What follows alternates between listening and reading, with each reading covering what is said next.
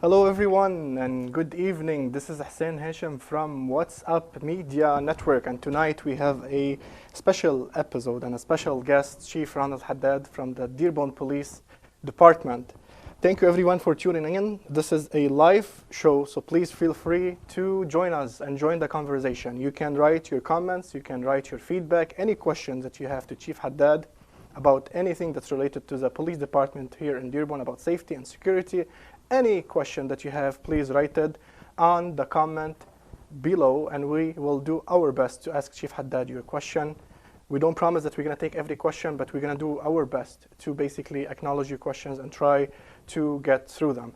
Today and tonight, we have a lot of topics that we're going to be talking about, from crime rates to crime updates about latest crime. And just as we entered the studio, the chief was giving an update about something, then we're going to basically tell you guys about it very shortly. We're going to be talking about human trafficking. We're going to be talking about the relation between the Dearborn Police Department and Dearborn Public Schools and the City Council. Everything we're going to be talking about it tonight. So it's going to be all about Dearborn Police Department with Chief Ronald Haddad. This show and this episode is sponsored by Midwest Recycling. Mr. Abe Hashim, thank you for sponsoring the show. We're going to get started with Chief Haddad and welcome him to the show. Chief, welcome. Thank you. It's a pleasure to be here. Thank you for accepting our invitation. أكيد أهلا وسهلا بالجميع. Everyone that speaks Arabic, and if you wanna بكتبوا سؤالكم بالعربي كمان, you can write your question in Arabic and we'll ask it to Chief Haddad. We have a lot of topics that we're gonna talk about. Okay. A lot of things that we wanna update the community about today, about the great things that are going on in the police department. Some of the things that happened lately, just so we can bring everyone up to speed. Chief. We noticed, there is a picture behind us. Lately, you guys, created like a unified dispatch system. Many, residents, they said, would that take away from Dearborn Police being able to service Dearborn? You guys now service Milvindale, if I'm not mistaken, and other cities. Can you basically explain the idea of a unified dispatch center and what does it do? Yeah, that's a great question. There has been some confusion and some misinformation put out there. Let me just explain this, Sure. that we do dispatch for several cities in our region here, but every dispatcher deploys public safety units from within that city. So in other words, Melvindale, they send their police. Dearborn police respond to Dearborn calls. Garden City sends their police. So there's no cross assignments between cities, unless there's something going on our borders and we work together, and that happens fairly regularly. But it doesn't mean that if we have a unified dispatch center, that Dearborn Police is responding to calls from Milvindale. No, not at all. And it's united because all the dispatching is happening from one place. And it wouldn't matter. We could have the center right here in your office, in this studio, for example, and they could dispatch all over the region that we dispatch in. And you know what, I like to tell people, think about the city of Detroit that has 136 square miles, and they have, some 10 districts there. They're like separate little cities within the city. Yes. So, and they're able to dispatch cars and resources to all those different areas. And we do the same thing here. But the blessing here is that we got the best technology, and because we are working together, we're able to afford this technology. No one city could have done it alone. 2 different governors gave us almost $4 million, and then $1.25 million most recently. Nice. And they believe in the system, and they have confidence in our city that we're going to do it right. And it took us a long time to get it, almost 5 years, but it's up and running. And why was it done to start with? Why did you guys decide we need like a unified dispatch center? We had a totally antiquated system here in Dearborn. Okay. We couldn't even get service or maintenance on it. It was called a 400 megahertz. Nowhere on the planet can you find anybody using that. So we had to go in another direction. And then a city approached us about consolidating with us. And ironically, that city's still not in the center. Oh. So you can probably figure out which city it is. They're real close to us. We share borders. Very good. And we have the same first name anyway. But I kind of gave it all. Right, but it didn't work out between their city government. we're hopeful that someday they will come aboard because they are kind of the missing part of the puzzle. Okay. So that was where the conversation started. And then our fire and rescue took on Melvindale to deliver service there. So it made good sense to bring Melvindale in. We applied for a grant and we got it. So is it saving cities monies by you guys doing this? it is. It's saving them reasonable amounts of money, but the important part is that they all have greater technology that serves their communities. And it's really high tech. I can't emphasize that enough. And no one city could have provided this kind of service alone.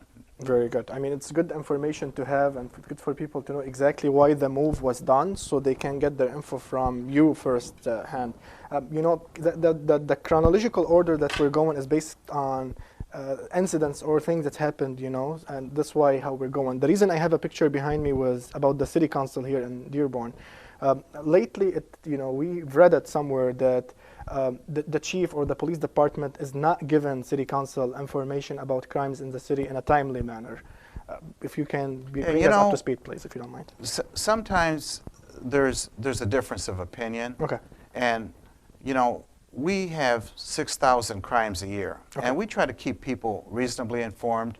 And we've worked it out with the city council to give them more direct information that might be useful to them. But there is no way that we would ever withhold information from our city council. Okay.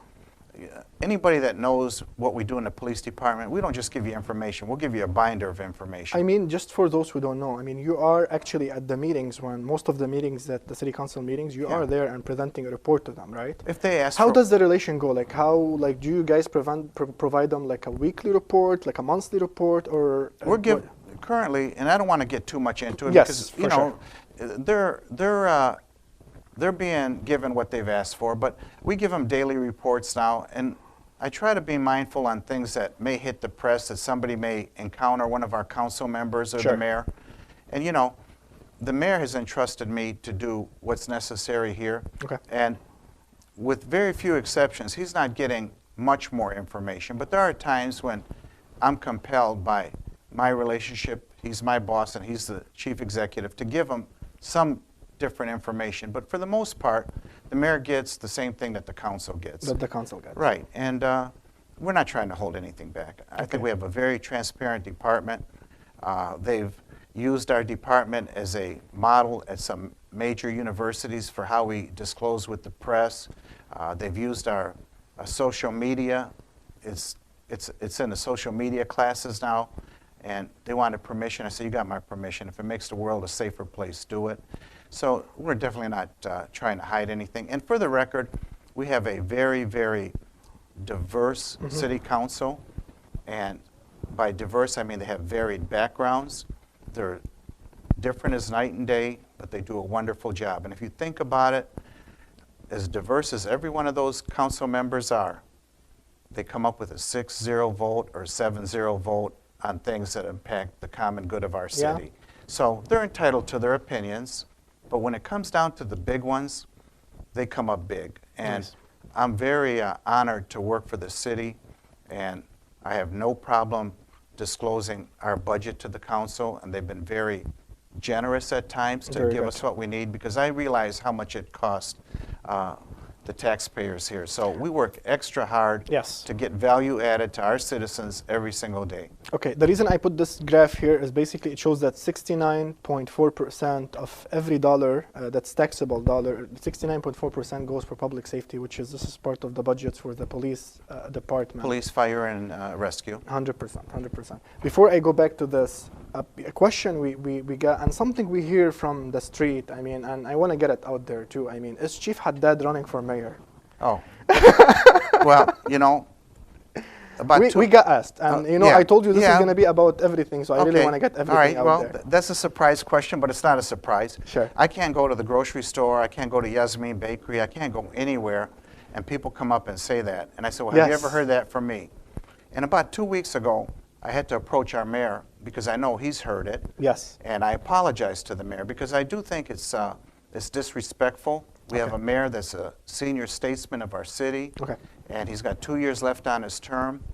And if I were to have to say at this moment, I wouldn't even talk about it. Okay. So the answer is I've not said that. I've not told anybody that. Okay. I thought I would never be a police chief again or a police officer, and I ended up coming back from the private sector to law enforcement.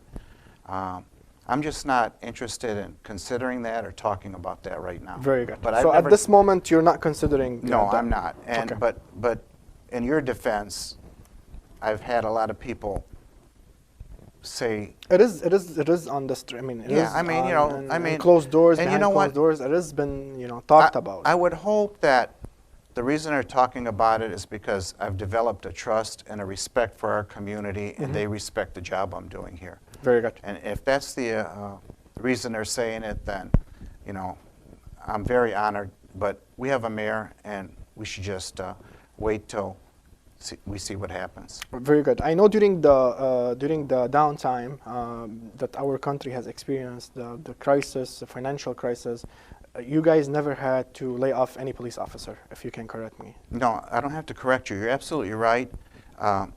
We did not have to lay off anyone. There was a plan in place where we were going to lay off all our dispatchers, all of our civilian help, all the enforcement people, the people in the Secretary of State office. And when I crunched the numbers, I went back to the mayor. I said, even if we lay off all these people, we're not going to be able to get down to where we have to get down. Okay. And I said, then we're going to take high-priced or high-earning people, meaning police officers, and put them in all these other jobs. I said, from a business perspective, that makes no sense. 100%. So we did some very creative stuff, and he trusted me and I trusted him. And we were fortunate to get 2 hiring grants. A lot of our employees took zeros, which everybody made a sacrifice. Okay. And when you look at all of the other city departments, they lost 220 full-time employees that would never be brought back into the city payroll. Yes. So I can't emphasize enough how grateful I was for the mayor and the council at that time to allow us to find a different way to fix that. And so I guess now that you brought it up, I'm very proud of the fact that we never had to lay off anybody in the police department. People were not happy. You know, people took zeros. Okay. And there was some serious sacrifices. Do you guys, I mean, there is opportunities for always to hire, and we were talking, you know, yesterday, and you said there's a lot of opportunities actually for people to take jobs with the city, and especially with the police department. During the last bond election, we heard the slogan of people wanted more, you know, wanted the city and the schools to do more business with Dearborn people, and they wanted to hire more Dearborn residents. Where do the department stand right now in terms of hiring Dearborn residents and Dearborn officers? You know, we have a very aggressive program with our young people starting at the age of 14, and Dearborn wants to hire from within the community. And I can say this unequivocally that no matter what city department it is, we'd rather have people from the community. And I would urge any of our listeners to go out, check our websites, and if there's any job they want, they should put in for it. Within the police department, I'm very proud that we're very diverse right now. We reflect much better the appearance of our community, and we'll continue to do that. Very good. In terms of statistic, do we have any statistic about, in terms of Dearborn residents or Dearborn officers, how many there is? You know, I haven't taken a count lately, but about 25% of our officers do live in the city. Okay. And we have a Explorer program and an intern program. And when you look at the very wonderful people that came from our community that came up through those jobs, and they've gone to other jobs within the city, it's a very successful program. And the mayor chose not to eliminate that program when the economy tanked as well. The Explorer program? The Explorer and the intern program. But just so we can give credit to Sergeant Bartok, if I'm not mistaken? Corporal Bartok. Corporal Bartok. He's got a whole crew. Well, he does an amazing job, to be honest. They all do an amazing yes. job. You know, and you know, we have 305 people that work at the Dearborn Police Department. and the vast majority of them do an amazing job every single day. Very good. I'm just going to take some quick comments. Thank you for everyone that's watching us on Facebook, on WhatsApp Media Network. We are live with Chief Haddad from WhatsApp Media Network studios here in Dearborn. You can write your comments. If you have any comment and any question or feedback to Chief Haddad, feel free to write it in the comment sections. We got some comments. We're gonna read some of them. Feel free to share this video so more people can become aware of the important information that Chief Haddad is given to us today, and some of them are very exclusive information, like the one about whatever we talked about. So, Isam is saying, Chief Haddad, God bless you, you are the best. Kodor is saying, thank you for your service. Jerry Brown is saying, we're not gonna read the first comment. We're gonna read the second one. Chief Haddad does great work for the city of Dearborn. Another one is saying in Arabic, basically, يعطيكم العافية, and then thank you for the service for the community. And then let me move on. For sure, anyone that has any question, please feel free to write them. We're going to do our best in reading your questions. We're getting to crime rates and crime updates in a very shortly. We have a report, especially that we basically filmed and produced for this show today. We're going to play this report very shortly too. It's going to be filled with information and filled with questions for Chief Haddad. And thank you for your time, Chief. Again, I know you have a lot on your plate for you to be here. I mean, that speaks loud. Marijuana, it was legalized in Michigan last year. That it was. The city, they voted not to allow it to basically open this, what they call them, dispensaries. Dispensaries. Yeah, until 2020, if I'm not mistaken. Right. They gave it 18 months to make a final decision. Okay. So I think we're still waiting for the state to come out with more regulations. They came out with a book at the end of the year, and I'm not sure that's the final. And, the jury's out on marijuana. Okay. I've said in the past that adults can do whatever adults want. Mm-hmm. My concern would be that the more we allow marijuana in our society, the more children are going to be on it.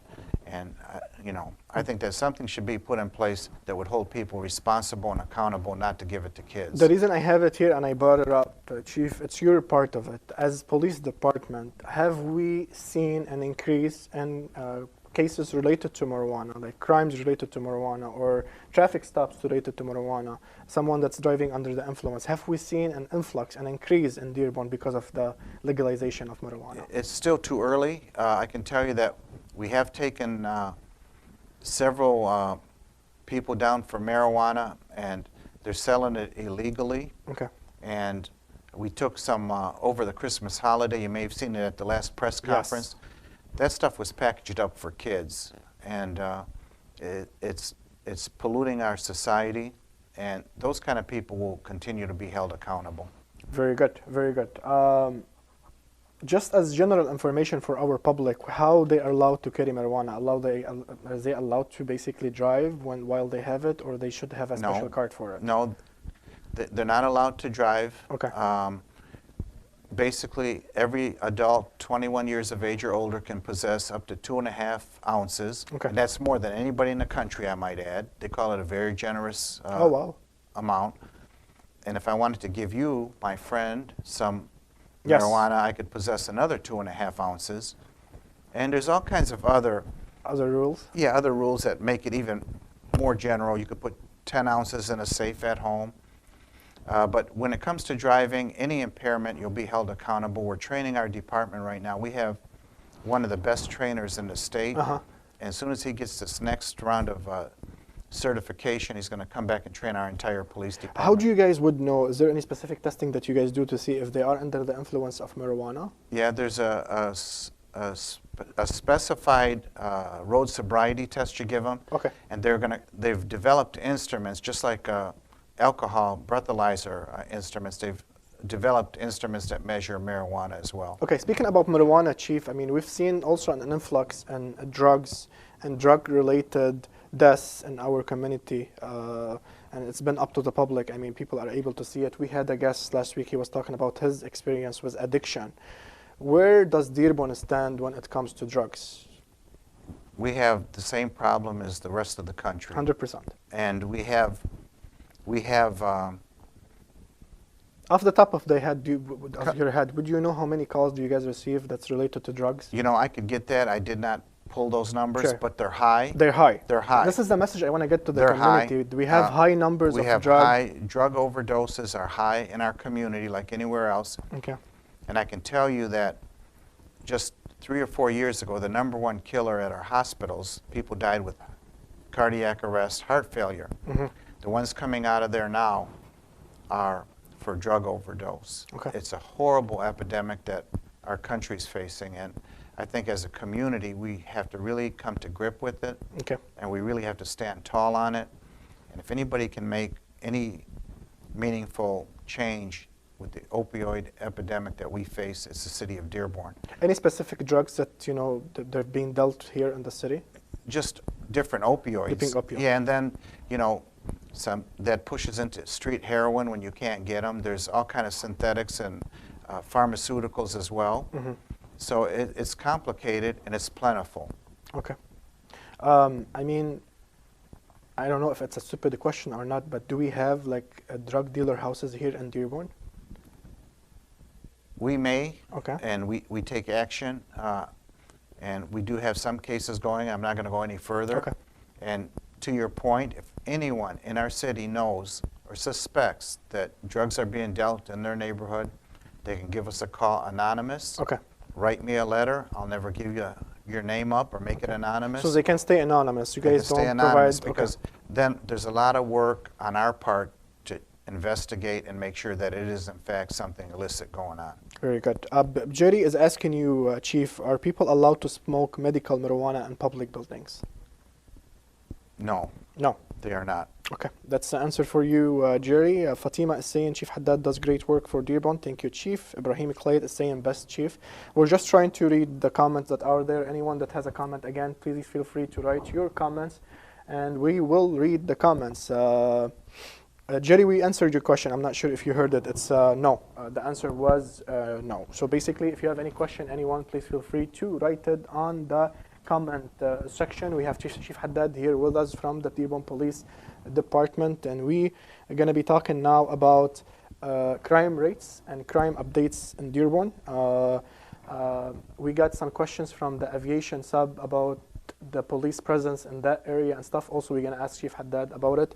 So let me go ahead and do it. Chief, disability registration. Sure, we're going to be talking about that. Hopefully, we have Khadr is asking us if we can please talk about the disability registration. We'll basically push it to the end, Chief, and we're going to talk about it. Crime rates in the city, Chief, and we have a graph here that you guys presented that says crime is down in the city by 9.6. This is based on the statistics. This is at the end of 2019. This is year end, if I'm not mistaken. Right. It was the year end, and after we did all of our updates, because these reports take on a life. They're investigated. I believe the reduction was closer to 8.8 or something. Just so we can explain, when you guys provide those reports, where do you get your numbers from? Do you make up your numbers, or you get them from a special agency, or who provides those numbers? Well, we have Clemis. They're out in Oakland County, and they do most of the police departments in our region. Okay. And they look at the reports, they certify them, they provide numbers, and it's a complicated system, but the minute the officer takes a report from somebody, they get a number, the report has a life, and it's in the system. Okay. Many people say, okay, we're seeing numbers are saying it's 9.6 down, but on the social media, on news, we're hearing crime here, crime there, robbery here, breaking into here, killing there. What's going on? Are we given the right numbers, or because there is social media out there now, people are knowing more about that stuff, or what's going on? We're being far more transparent, and social media is out there, and they get stories, and the truth would never get in the way because they're quick with it. Sure. But yes, if you're a crime victim, me to sit here and tell you crime is down means absolutely nothing to you. But on a percentage basis, and crime is measured against the resident population here. Sure. Right now, we dropped crime below 5,000 incidents per year. When I first got here, we were at 8,600 incidents per year. Okay. So there's still 5,000 crimes in the city of Dearborn, slightly less. Sure. So that's a lot of crime. It's a lot of incidents, but when you measure it against 98,153 people, And you keep in mind that we have 200,000 people come in and out of our city every day. We have the shoppers, etc. It's not a huge number. So we've gone from some of the most uncomplimentary lists to some of the best lists when it comes to being a safe city. Okay. Which area are we seeing like a huge decrease in it? And then which area are we seeing actually an increase in it? Okay. Because I know that's an overall percentage, including all the crimes, whether it's an assault, whether it's a burglary, whether it's a larceny. Yeah. But in general, I mean... obviously, last year we had 3 homicides or so we had an increase there. Okay. Okay. But again, whether it's 3 homicides or 3 car thefts, it's only counted as 3 crimes in that 5,000 I told you about. Sure. It doesn't, it doesn't count for 30 crimes. It's still 1 crime. We've been very successful with the Lock It or Lose It campaign. Okay. So that property crime has dropped, 14, 15% every year. Okay. We've been very successful. The mayor and us, we went to the judges and we started locking up shoplifters, and it's a $500 bond now. We used to cite them and release them. Okay. And now they go to court and they're dealt with much more efficiently, and we hold them accountable. So shoplifting has dropped a fair percentage over the years. Okay. And keep in mind that this has happened over 12 years, okay? I got here, there was 8,600 crimes that year. Oh, wow. And we are on the Forbes Most Dangerous City list because of the per capita numbers. Okay. So today we're below 5,000. So there's still 5,000 people that made it. Where are we on that list that you're saying we were on the top? We don't make it anymore. We don't make it anymore. We're on some very good lists now. Okay. I know we live like, again, this is the talk of the street. We live in an island. Like we're surrounded by Detroit, especially people from the aviation sub that lives next to Dearborn area. Yep. And we've seen, incidents and crimes that happened there. Some of the people that lost their life, and, our condolences to their families. Some, when they did the meeting, they complained about they used to see more police presence in the streets, especially in that area over there, and now they're not seeing it anymore. Just if you can explain for people, how does it work when it comes to policing? Okay. And driving the streets and making sure. I can tell you, first of all, that we're fully staffed. Okay. Of course, we have attrition. People retire, and we have to hire more, but we're fully staffed. We're fully budgeted. Okay. And we have more officers on the street now than we've ever had. I can tell you that for that Tyerman corridor, years ago we got a federal grant with Barbara McQuaid. Yes. And we worked with Detroit police, and we took down a lot of gangs that were victimized in both of our cities. Okay. And we still have that TAC team rolling today. And there's 15 officers, and they go to the areas that are most challenged with crime or thefts. And I know I hear it too. Yes. People say, well, they don't see officers, but then when you ask them, we do 600 to 800 school visits a month, and they say they always see the police in the community going to the school. Or if they call the police, we're there just like between 1 and 3 minutes, and they always tell you that we come with 5 or 6 cars. Yeah, we're gonna, in the report that we did, they're gonna be able to see one of the comments some of the residents And made. you know what? And then people start calling up and say, is there something going on in my neighborhood that I should know about? Okay. I said, no, you just had a typical Dearborn police response. Okay. I said, we come in large numbers, we back up each other, Okay. and we make sure that our community is safe. Have we increased police presence in that area because of the recent crimes that happened in the area, or? We have, in Okay. part, we have. And you know what?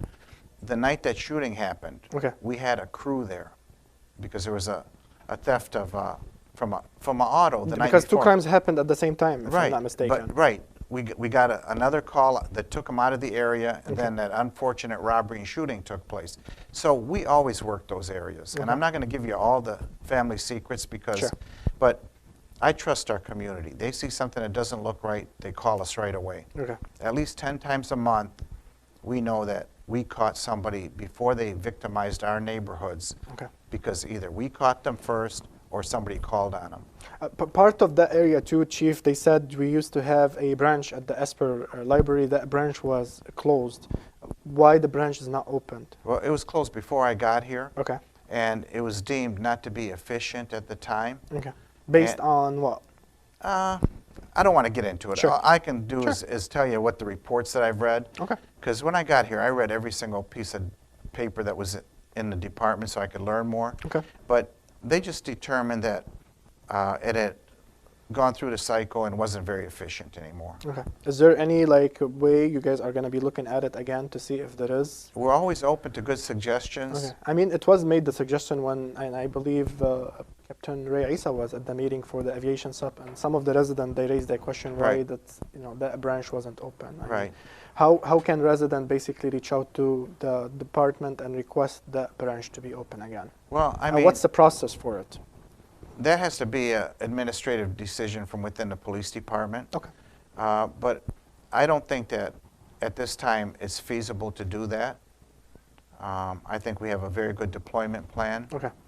And, but again, we're willing to look at it, at anything up there. Very good.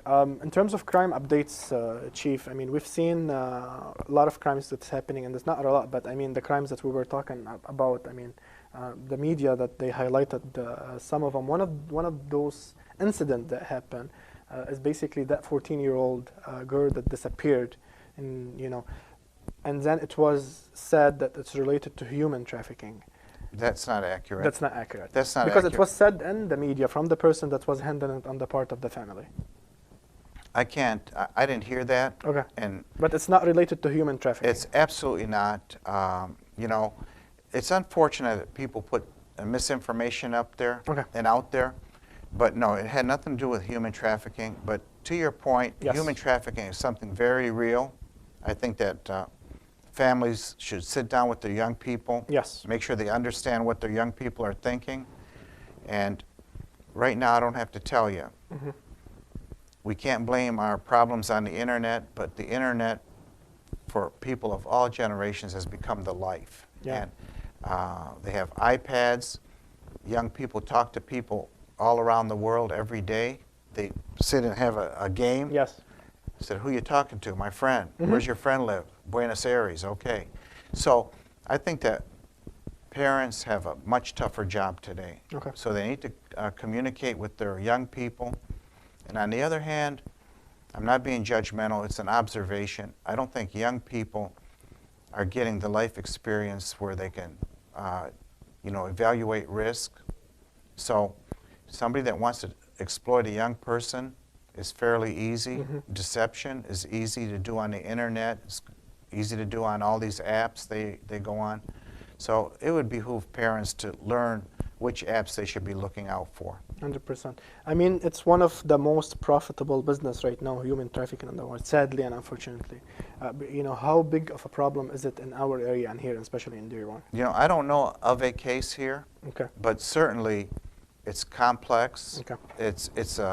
It's an illicit business, and I think that it would behoove all of us, including me, to learn more about it. Okay. Very good. Another question from our viewers. Again, we try to talk to the chief and ask some of the questions we have, and then take some of your questions. Anyone that's watching us on Facebook, so please feel free to write your question. Another question is: the city of Dearborn, people are allowed to drive while talking on the cell phones. So if you're driving in Dearborn, are you allowed to drive No. and talk on your cell phone? No, and that's a great point, because the majority of our accidents are due to distracted driving, the rear end collisions, Okay. and speeding is the second most cause. Again, it does no good for me to sit here and tell you that last year, 2019, we reduced accidents by about 11% in our Okay. city. I am happy that we knocked off the fatalities, but that came with a resource cost. We ended up impounding over 300 of these muscle cars. Okay. And if you get caught drag racing in our city, you're going to get arrested.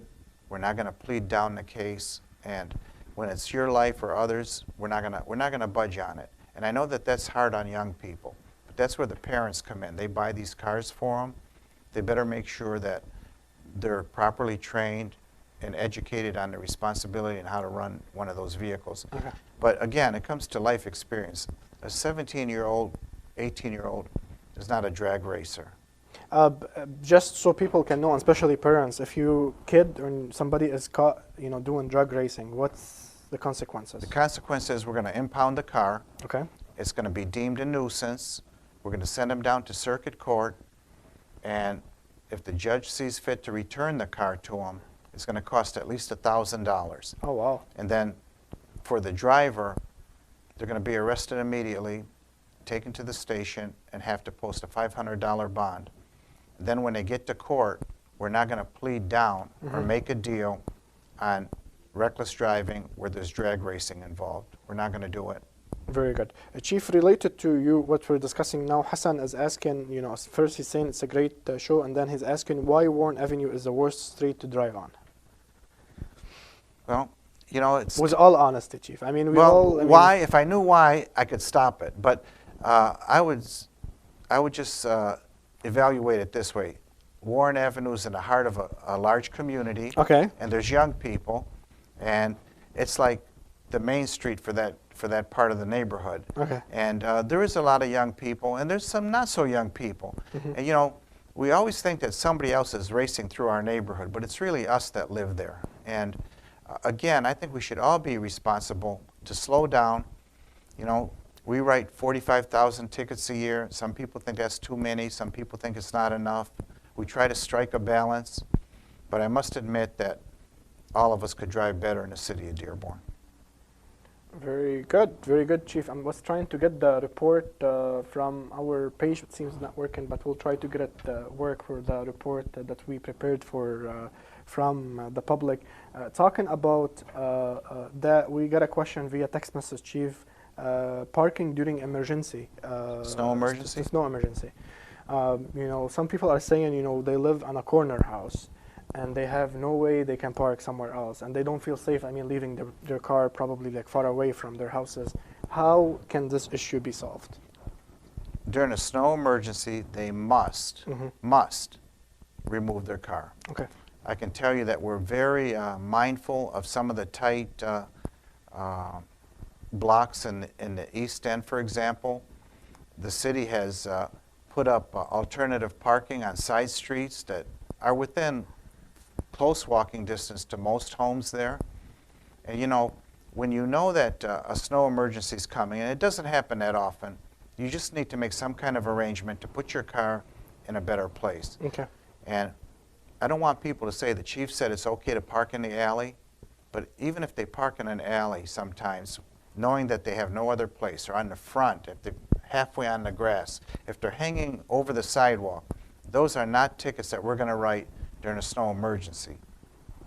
Very good, very good. I mean, it's good for people to know the information so they can know and exactly we warn what's them. going I mean, on. the sirens go off. Yeah. Nixle, we send it out about 10 times. Yes. But I mean, sometimes they don't have the spot to park. I And mean, you know, and I'm sympathetic to that, but if nobody moved their cars during a snow emergency, is there areas that you guys, I'm sorry for cutting you off, is there areas where, you know, it's designated? Because I remember one time, you know, we talked and you said there is actually designated areas and areas where there is not enough spots for people to park, where you guys designate areas where they can park even during snow emergencies. Right, there are. Okay, and how they can find out about those areas? it's posted on the city's website. Okay.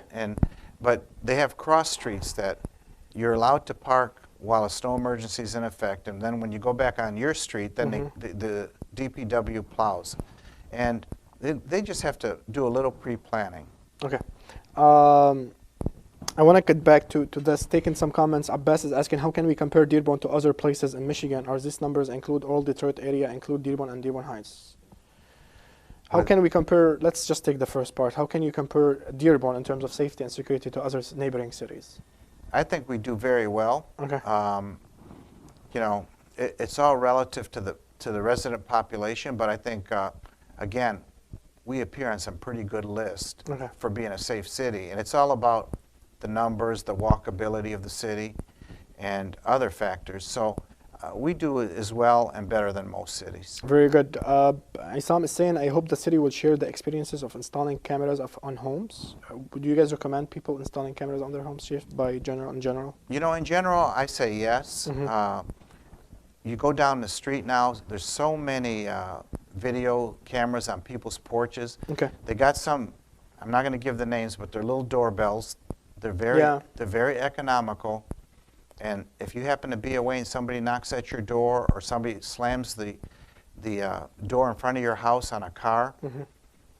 you'll get an alert on your phone. Yeah. And I guess I will mention that the company name Ring, Mm-hmm. we have over 4,000 Ring subscribers in our city. Nice. So Okay. when we have crimes and they're signed up, we work with them to go and check if it's at your house or in your neighborhood. But we don't do that without permission. We heard a lot of scams being done by people claiming to be from DTE company or being from other companies coming knocking on doors. How can people protect themselves from such things? Call 911 if you have any doubt. Mm-hmm. If you did not call for any kind of service, don't give them any information. And if you don't have protection at home, don't open the door. It's simple. Very good. Chief, the reason I have the picture for Michigan State Police, I know you guys have a partnership We with do. them. If you can talk a bit about the partnership now, but then I need you also to clarify for people who raise the question, if we're spending that much money on a budget for Dearborn Police, and you said that you guys are fully staffed, are we not able to handle our own safety, our own traffic? If you can, explain the partnership and then talk about that. We're able to. Okay. But we're part of the state of Michigan. We're part of the Wayne County. Mm-hmm. And there's a lot of people that come through our city every day. And we do work with the state police on traffic issues. We also work with 71 other municipalities 3 or 4 times a year on critical police matters where we put on certain task forces for 4 days. Mm-hmm. I'm not going to apologize for that. We work together. People that go out to Camp Dearborn may recognize the last 2 or 3 years we had Michigan State troopers out there, and I've got nothing but compliments about the service. So we do work very closely with them. We worked on taking down a doctor's office that was selling pills within our community on Warren Avenue here last year, Okay. and we're not going to apologize for that. Okay, why did they come to Ford specifically, Chief? I mean, there's a lot of areas in our city. Ford Road? Ford Road. I mean, Oh, they yeah, came a couple of times to Ford Road. They because- made over 150 stops, if I'm not mistaken, looking back at the data and the statistic they provided. 2 reasons. There was And this money, by the way, that they collected from tickets, does it go to the state or to the city? I can't be sure of that. Sure. Okay. Even when we write tickets, the money we get back is very small. Okay. But I can tell you that why they came there is because they have seatbelt campaigns that they do all through the state. Okay. They do it with purpose, and it's coordinated through us and with us. Mm-hmm. And we had some fatalities on Ford Road, so we needed to get more attention to Ford Road. Okay. Samia, I mean, related to what we're talking right now, Samia is asking she's saying sometimes officers are tough on drivers, and is it true that officers give more tickets by the end of the month? I heard this a lot, by the way. Is it true that you guys, there's a certain budget you need to do it, and you give more tickets at the end? Absolutely not. No? Okay. Absolutely not. And I can tell you that we look at all of our operation every day, twice a day, 3 times a day. Sure. And, nobody's going to wait till the end of the month to do their job. They do their jobs every single day. Mm-hmm. I've heard that forever. I've been a cop for 47 years now, and it's not true. Okay. Very good. I mean, it's good to clear and for people to know exactly what's going on so they can, and that's why we did this episode, so we can, if there is any misconception, so we can explain it to people so they know exactly how you guys work. Another question, fake money has been coming up recently at businesses. Is this a growing cause of concern? No, it's not. It's not. And, we've had a few, not lately, but we've had a few over the past year, and we turn it over to the Secret Service and they investigate it. Oh, okay. Very good. Chief, when it comes to working with Dearborn Public Schools, I know you guys do a lot of visits and you have a great partnership, and you just did a presentation at the Board of Education, if I'm not mistaken, I not did. too long ago. If you can explain that part. I mean, we've seen a lot of school shooting in the USA, in the United States and other states lately, and it's a growing concern for families that send their kids. And even when we're doing the last bond here, the school bond in Dearborn, part of it was was going to go for security and for making the schools more secure when it comes to any shooting or any stuff that's going on. If you can talk to me about that part, how do you guys work with Dearborn Public Schools, and how does this partnership work? Yeah, we definitely are committed to the schools. Okay. And we have 7 full-time school officers, school resource officers. Okay. Our men and women throughout the department do between 600 and 800 stops a month. Mm-hmm. I do recognize what you said, that schools are soft targets and they do need more protection. And we're also committed to make sure that every single school in our city is covered. Okay. I mean, we're trying to do something in the Okay. back. We don't want to show it on the camera, but Okay. when it comes, I know you said you do like an active shooter training, if I'm not mistaken. Yep. And what does this include? I mean, what do you guys do? What We've do you guys done it do? You as- train the staff? Do you train who? I mean, Train our staff, train their staff. We use some of the children, mm-hmm. and we've done several schools in our city already. We've done the universities, the college, Okay. and we've done hospitals.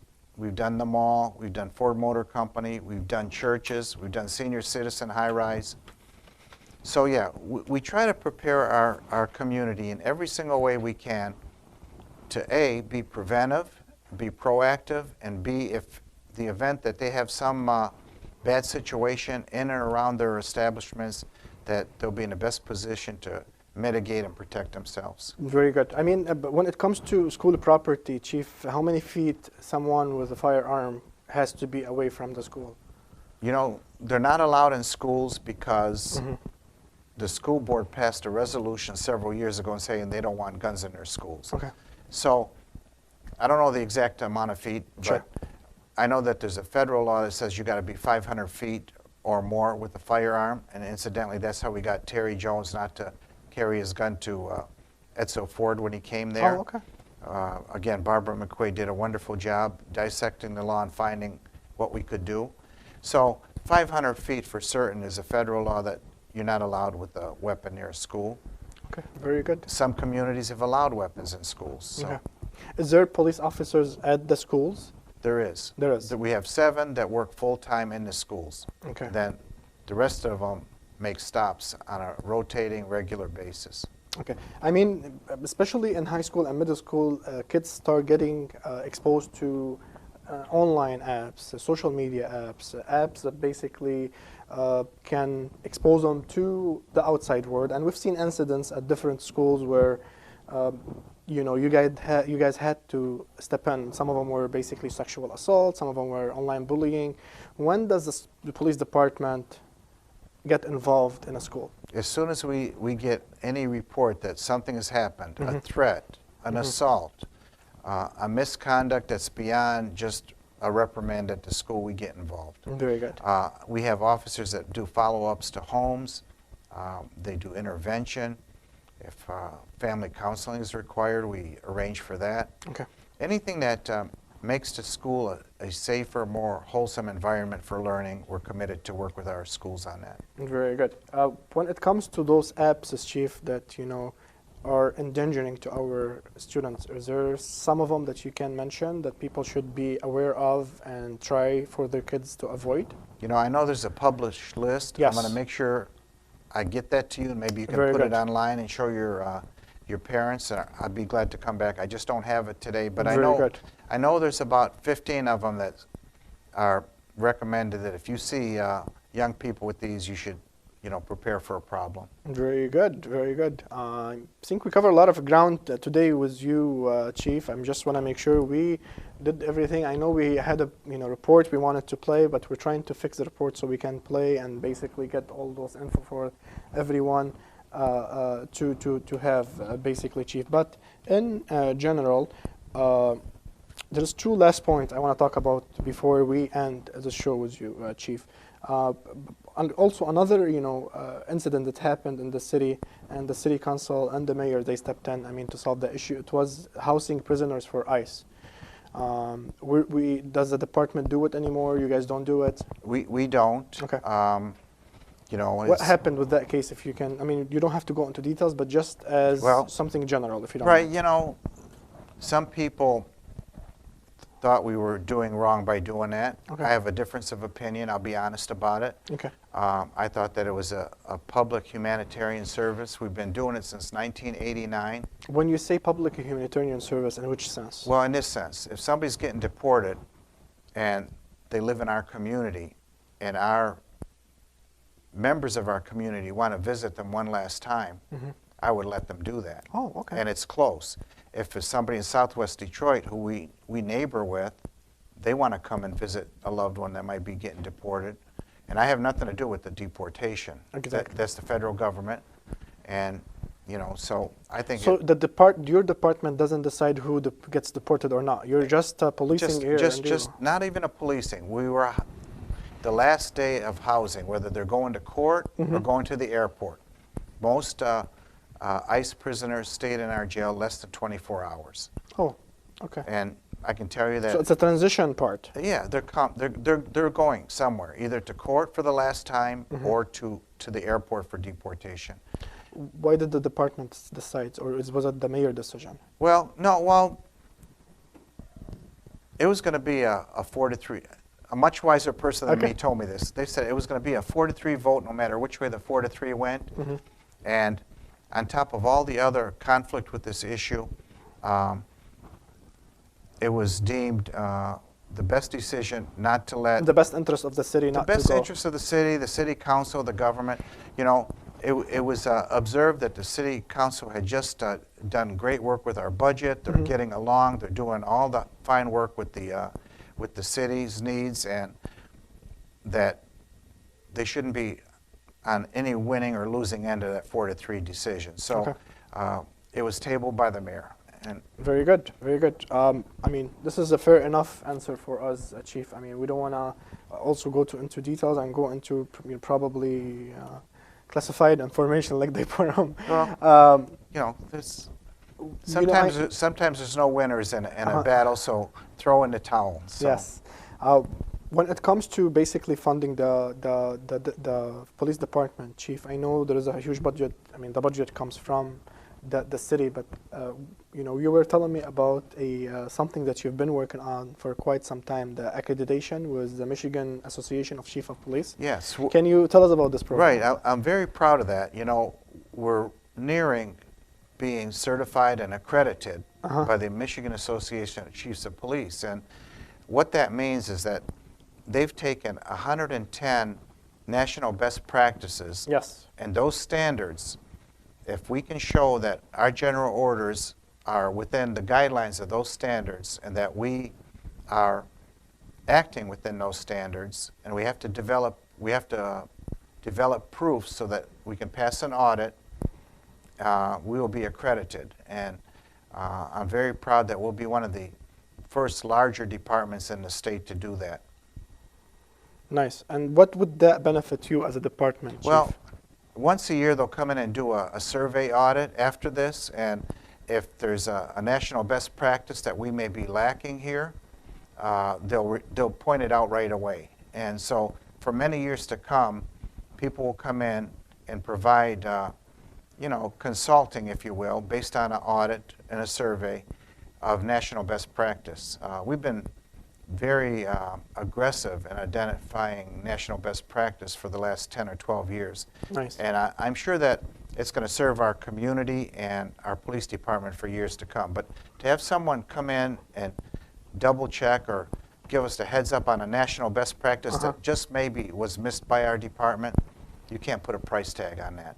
Very good, very good. I mean, and thank you. The last thing that accreditation does is it greatly enhances the officer's protection and limits the city's risk and liability. Okay, when we talk about officers, Chief, and we had some comment from someone saying, you know, some police officers are tough, some are not. When we talk about use of force, how do you guys compare? I mean, we see a graph here, and you were telling me even the number in 2019 is less than that. Yeah, they count. So what's the use of force? When would they consider a case a use of force? Use of force is any time officers go hands-on with someone. Okay. Anytime. And so they pull them on the ground, they put them on the ground, grab them by the arm. Yeah, we don't have sprays too often. I mean, we're definitely a no force, de-escalate department, And when you look at these numbers, it's so incredible that they only had to use force, and it was really 31 times, but let's just say 44 times. You know, I don't want to start a controversy here. But they arrest 7,000 people a year. I told you earlier, 45,000 tickets. They do 70,000 police runs, 600 to 800 visits into schools every month. Citizen contacts, and yet 44 times a year. Out of those tens of thousands of contacts. Tens of thousands of contacts, and 78% of them are just, like you said, putting people on the ground to make them safe. That's called a law enforcement takedown. And we hold people accountable. If somebody is cut, injured, use of force, you got to make a report. If you're cut before police action, they have to make a report. And our liability is dropped, our risk is almost zero, and I hate to even say that because we're in such a risky line of work. You are. And when you look back to 2008, there was 209 cases and 43 uses of the taser. We couldn't stay out of U.S. District Court for being sued. Oh, wow. So we've come a long way. I mean, how do you guys deal, Chief, with this diverse community? I mean, you have a diverse community where there are Arab Americans, Black, Latinos. I mean, you have a very diverse community. How is your department able to deal with this diverse community? I think that we've garnered the trust and respect of our entire region here. And it's because we do good work. And our men and women, I get letters complimenting them almost daily. So we treat people with civility. We've trained hard on mental illness so that we can recognize it. And we worked hard on de-escalation. So I couldn't be prouder of the men and women. And when people ask me to explain that, it's hard to explain when I just give you all those numbers. Because nowhere in the country can they make such a claim. 100%. But yet our people go out here every day, and nobody's happy to see a police officer. Let's be honest about that. Most of the time, they're not happy. You know, if you're on the... It's a stressful situation to be in. And, you know, we train on how to deal with citizens. Citizens don't even think about, what am I going to do if I get stopped? They don't think about it. There is a model that you started that's called community policing, Chief. How effective and how well did that work? And it's helping you to keep the city safe. It's very effective, and it's gone a long way in changing not only our attitudes, but... And what does it include? By saying community policing, does it mean that, you know, creating residents who are spying on other residents? No, or what does it absolutely mean? not. Because this is what some people think. Again, we're trying to basically take out misconceptions. No, it means that on a holiday at a place of worship, you're going to see one of our police cars drive through there. It means that we're going to go to the schools and talk to the kids. It means that we're going to always consult the different community groups on giving us solutions to their problems. We're going to attack quality of life issues. And very shortly here, you're going to see we have 8 police beats in our city. We're going to assign particular sergeants to each beat as an added responsibility to make sure that we even have a more consistent representation in our city when we're deploying people out there. Very good. So that's coming very shortly. It's coming very shortly. Talking about places of worship, Chief, we've seen when the incident happened in New Zealand, if I'm not mistaken, a lot of fear was, you know, developed, and we did an interview with you, if I'm not mistaken, and we talked to the community about it. We have a lot of places of worship here in Dearborn, and Dearborn is a center of attention for the whole country. I mean, because it has the most concentrated Arab American and Muslim American population. It really is. When it comes to basically protecting those places of worship, you know, how does Dearborn Police handle this? You know, obviously, you see us at all these places, so we do that. But we also, behind the scenes, what you don't see is we monitor certain websites. And I'm not going to get into all that. No, 100%. Let's just we don't want to give them your no, we're not we don't want to give the criminals your stuff. But again, I want to tell people that you are protected and you are safe. And, you know. So you monitor some websites. We work very closely with all of our agencies to make sure that if there's a threat, we've caught people at the doorstep because we had such good information. You may recall a few years ago, some guy came from San Jose, California in a PT Cruiser to the Islamic Center of America. Well, you know how that ended. We caught him at the door. And so, you know, we have a very committed community here, and we have a very committed police department. And most importantly, I think that I know that on all sides of Wayne County, the federal government, they respect the city of Dearborn. And that goes a long way in making sure that we stay safe. Very good. Chief, before we started the show, you told me that the department was giving you an update on a crime. Can you update the community? Which crime was this and what happened? This is your camera, Chief. Okay, I can tell you that I just got an update coming in this evening that we had been plagued by some car thieves up in our north end for the last couple of weeks. And with the help of Detroit police and others, we located the thieves and we recovered the cars, and we also caught them with the guns. So we just made 3 arrests. And as soon as we get warrants and so on, we'll put it out to the community and to the press. But so 3 arrests. We got an exclusive now, guys. Yeah, so. yeah. 3 arrests and that's related to which crimes? Which ones? Auto thefts in our city. Auto theft. Yep. Very good. Very good. I mean, thank you for everything that you do, Chief. I'm gonna take some comments and we're gonna do some closing, and then again, thank you for everyone that's watching on Facebook. Some of the comments that we had, Rushan is giving you a thumbs up. Hawra, Chief with blue hearts. Mahdi is saying thank you for everything, Chief, and for all the hard work of your police force. Amy Hassan, she's part of the PTA Council and she's very involved in the community. She's saying, as a parent, I would like to thank you and thank the department for the school police officer and their presence. Thank you, Amy, for all you do. And their presence is needed, she's saying. Jerry is asking, does the city of Dearborn has a curfew for minors? Curfew? C-U-R-F-E-W. Yeah, curfew. Curfew. Yeah, roughly 10 o'clock most days, 11 o'clock on weekends. That's people 16 or younger. There's some variations of that, but 16 or younger. 16 and younger. Yep. Very good, Chief. I'm gonna thank you for your time.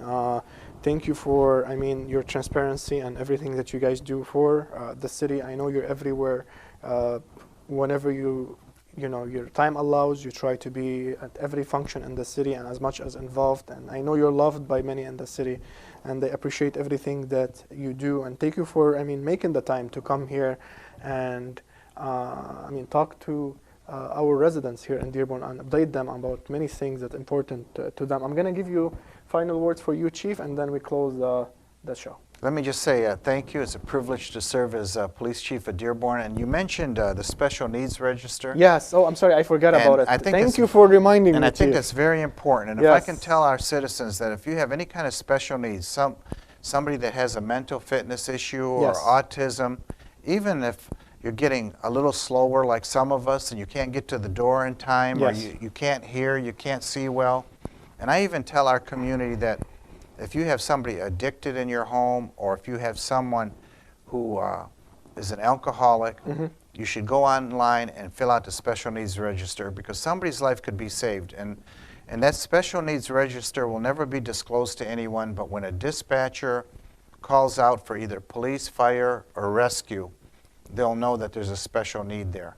If you have an autistic child, for example, we approach that house much more different than we would if we were just going up for a This normal is very home. important, by Very the way, important. and thank you for this question, Khadr, and thank you, Chief, for this thing, because it will prevent violence from happening. Because when you're dealing with especially challenged individuals, every case differ, and coming with that knowledge that there is a person actually in that house that, for example, is dealing with autism or dealing with other, life challenges, it will give your officers a background so they can know how to deal with those situations. So I would encourage everyone, if you have a specially challenged person in your house, go on. Where should they go, Chief? The city website. City website. Right, and they can go under special needs register. Special need registry. Fill it out. People sometimes have mailed it to me, and I make sure that our lieutenant of communication puts it in. Very good. They can stop off at the police station and get a form, but mostly online is the easiest way. I get a text message, Chief, to talk about very quickly before we end. If someone is going on a vacation, what can they do? They can also call our police station, and they can be put on a register as well, and we check their homes while they're gone. The registry will not get to the chief, to the thieves, right? No, no one will know that the house is won't. empty. It won't. It better not. It better not, right? It better not. So And basically, that registry is it's basically for whoever that want to go on a vacation or they're leaving the house for a couple of days, they can call the department. right, and you guys and they will can watch. they can either give us their number, or if somebody here is taking care of their home, you know, and if something were to happen at the house, we could just get a quick contact. And I can't think of anybody that's gone on vacation and had a problem, but we always watch their homes. It's there, and they should use it. They should just call 911 or the what? No, they can just call our police station. Police department. Or the 3030 line, 943-3030. Very good. My last thing, Chief, because I also got it as a text message. People remember at the last minute to send text messages, but I mean, we have to answer them. I know you guys, what's the percentage, or, you know, is the police department officers trained to deal with drug cases? If there is someone that did an overdose. I know you guys did the training with SAFE and with other organizations. Every one of our officers, including me, have been trained with Narcan. Nice. And I was part of one of the Narcan rescues right on Michigan Avenue in Jonathan here a couple of years ago. So we're all trained.